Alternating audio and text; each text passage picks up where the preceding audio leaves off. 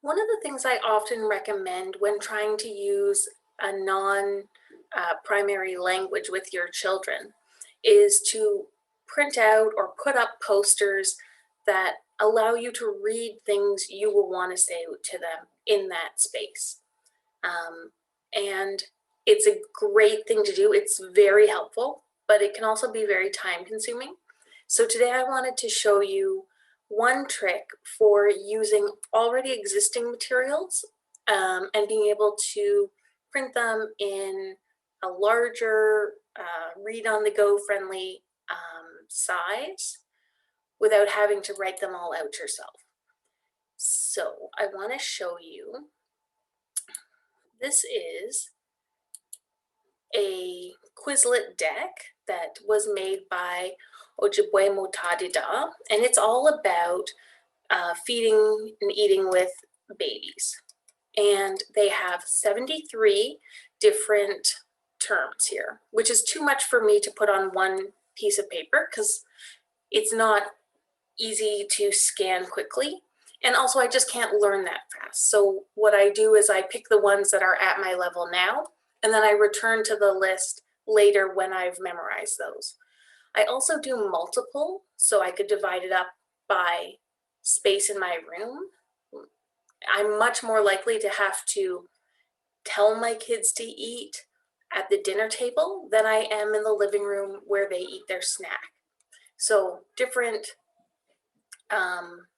types of food, different spaces we eat may require different language and slightly different tone.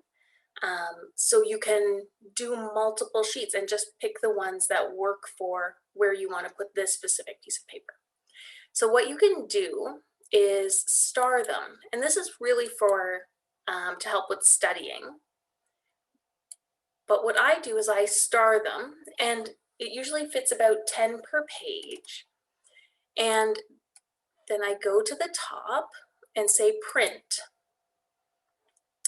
And I don't want this size font for putting up on the wall because I may be across the room. I'm trying to scan it quickly. So I'm going to say small. This is the size I like. It fits 10 per page, and I feel like it's pretty usable. So the next step is to go to these customize options and select starred items only. So I starred 10 items in the list, and now I'm just going to have one page with the words I want. The font size varies a little bit based on how long the phrase is,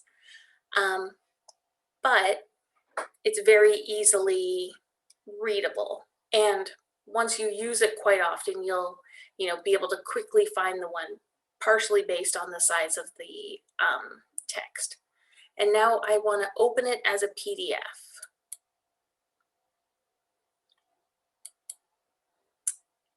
And once it's opened as a PDF, I can print it.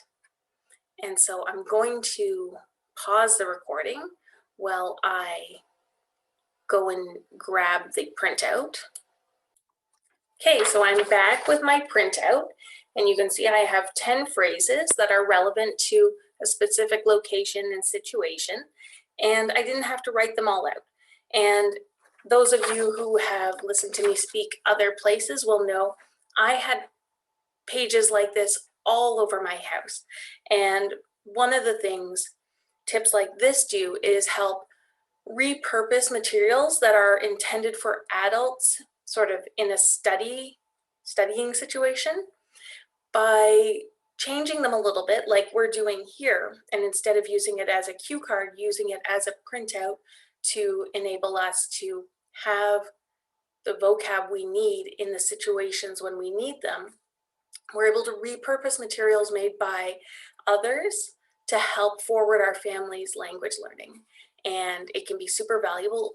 I'll include links to some of the Quizlets that we use, like, know of, in the comments or in the description, sorry.